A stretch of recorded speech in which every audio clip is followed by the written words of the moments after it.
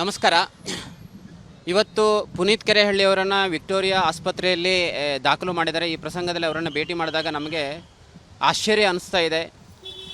ನಿನ್ನೆ ಏನು ಅಕ್ರಮವಾಗಿ ರಾಜಸ್ಥಾನದಿಂದ ನಮ್ಮ ಬೆಂಗಳೂರಿಗೆ ಏನು ಅಕ್ರಮವಾಗಿ ಮಾಂಸ ಸಾಗಾಟನೆ ಆಗ್ತಾಯಿತ್ತು, ಆ ಪ್ರಕರಣವನ್ನು ಅವರು ಭೇದಿಸಿದರು. ಆದರೆ ದುರ್ದೈವ ಅಂತೇಳಿದ್ರೆ ಯಾರು ಈ ಅಕ್ರಮ ಏನು ಮಾಂಸ ಸಾಗಾಟೆಯನ್ನು ಮಾಡ್ತಾಯಿದ್ರು ಅವ್ರ ಮೇಲೆ ಯಾವುದೇ ಕ್ರಮವನ್ನು ತೆಗೆದುಕೊಳ್ಳಿಲ್ಲ.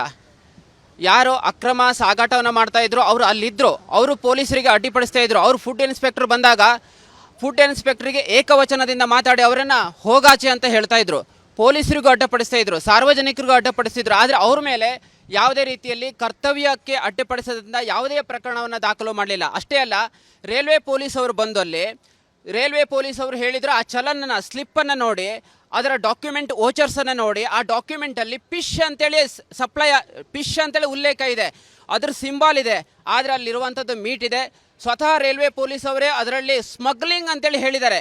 ಹೀಗಿರುವಾಗ ಸ್ಮಗ್ಲಿಂಗ್ ಮಾಡಿದಂಥ ಸ್ಮಗ್ಲರನ್ನು ಅವ್ರ ಮೇಲೆ ಯಾವುದೇ FIR ಆಗಲಿಲ್ಲ, ಅವರನ್ನು ಅರೆಸ್ಟ್ ಆಗಲಿಲ್ಲ. ಆದರೆ ಕಳೆದ 6 ತಿಂಗಳಿಂದ ಅಲ್ಲಿನ ಸ್ಥಳೀಯ ಮುಸಲ್ಮಾನರು ಫುಡ್ ಇನ್ಸ್ಪೆಕ್ಟ್ರಿಗೆ food safety standard authority of India, ಆಮೇಲೆ ಅದೇ ರೀತಿಯಲ್ಲಿ ನಮ್ಮ ಹೆಲ್ತ್ ಮಿನಿಸ್ಟರ್ ಅವರಿಗೆ, BBMP ಅವರಿಗೆ, ಪೊಲೀಸರವರಿಗೆ ಕಂಪ್ಲೇಂಟ್ ಕೊಟ್ಟರು ಸಹ ಅವ್ರ ಮೇಲೆ ಯಾವುದೇ FIR ಆಗಲಿಲ್ಲ. ಅಂದರೆ ಅದ್ರ ಮೇಲೆ ಯಾವುದೇ ತನಿಖೆ ಇದು ಮಾಡಲಿಲ್ಲ. ಅದ್ರ ಬದಲಾಗಿ ನಿನ್ನೆ ಅದನ್ನು ಬಹಿರಂಗಪಡಿಸಿದ್ದಕ್ಕಾಗಿ ಅಲ್ಲಿನ ಏನು ಸ್ಥಳೀಯ ಮುಸ್ಲಿಂ ವ್ಯಾಪಾರಸ್ಥರಿದ್ದಾರೆ, ಹಿಂದೂ ಕಾರ್ಯಕರ್ತರಿದ್ದಾರೆ, ಹಿಂದೂ ನಾಯಕರಿದ್ದಾರೆ, ಅವ್ರ ಮೇಲೆ FIR ದಾಖಲು ಮಾಡಿರುವಂಥದ್ದು ಅತ್ಯಂತ ಖಂಡನೀಯ ಇದೆ. ಮತ್ತು ಈಗಾಗಲೇ ಅವ್ರ ಮೇಲೆ ಹಲ್ಲೆ ಮಾಡಿರುವಂಥದ್ದು ಇದು ಏನಂತೇಳಿದರೆ ಒಂದು ಕಾನೂನು ಬಾಹಿರ ಮಾನವ ಹಕ್ಕುಗಳ ಉಲ್ಲಂಘನೆ. ಒಂದು ರೀತಿಯಲ್ಲಿ ರಾಜ್ಯ ಸರ್ಕಾರ ಸ್ಮಗ್ಲಿಂಗ್ ಪರವಾಗಿ ಇವತ್ತು ಕೆಲಸ ಮಾಡ್ತಾ ಇದೆ ಅಂತೇಳಿ ಇವತ್ತು ಅನ್ನಿಸ್ತಾ ಇದೆ. ನಾವು ಇವತ್ತು ಈ ಸರ್ಕಾರದ ತನಿಖೆ ಮೇಲೆ ಯಾವುದೇ ವಿಶ್ವಾಸ ಇಲ್ಲ. ಯಾಕೆಂದರೆ FSSAI ಅವರು ಸ್ಯಾಂಪಲ್ ತೆಗೆದುಕೊಳ್ಳುವಾಗ ಸ್ಯಾಂಪಲನ್ನು ರ್ಯಾಂಡಮ್ ಆಗಿ ತೆಗೆದುಕೊಳ್ಬೇಕು. ಯಾವುದು ಅಲ್ಲಿ ಸ್ಮಗ್ಲರ್ ಇದ್ದಾನೆ ಅವನು ಯಾವ ಬಾಕ್ಸ್ ಇದು ಆ ಸ್ಯಾಂಪಲ್ ತೆಗೆದುಕೊಳ್ಬೇಕು, ಅವನು ಹೇಳಿದ್ದನ್ನು ಇವರು ತೆಗೆದುಕೊಳ್ತಾ ಇದ್ರು. ಒಂದು ರೀತಿಯಲ್ಲಿ ಇವತ್ತು ಆ ಸ್ಮಗ್ಲರ್ ಅಣತಿಯಂತೆ ರಾಜ್ಯ ಸರ್ಕಾರ ತನಿಖೆ ಮಾಡ್ತಾ ಇದೆಯಾ? ಖಂಡಿತವಾಗಿ ರಾಜ್ಯ ಸರ್ಕಾರದ ತನಿಖೆಯಿಂದ ಇದು ನ್ಯಾಯ ಸಿಗ್ಲಿಕ್ಕೆ ಸಾಧ್ಯ ಇಲ್ಲ. ಪ್ರತ್ಯೇಕವಾದಂಥ ನಿವೃತ್ತ ನ್ಯಾಯಾಧೀಶರ ನೇತೃತ್ವದಲ್ಲಿ ತನಿಖೆ ಆಗಬೇಕು. ಇದು ದೊಡ್ಡ ಸ್ಮಗ್ಲಿಂಗ್ ಇದೆ. ಕೇವಲ ಬೆಂಗಳೂರು ಮಾತ್ರ ಅಲ್ಲ, ಚೆನ್ನೈಯಲ್ಲಿ 2018ರಲ್ಲಿ 1500 kg ಈ ಥರ ಡಾಗ್ ಮೀಟ್ ಬಂದಿರುವಂಥದ್ದು. ಅದೇ ರೀತಿ 20 ಟನ್ನು ಕಲ್ಕತ್ತಾ ರೈಲ್ವೆ ಸ್ಟೇಷನಲ್ಲಿ, ಹೀಗೆ ಭಾಳಷ್ಟು ಕಡೆಗಳಲ್ಲಿ ನಡೀತಾ ಇದೆ.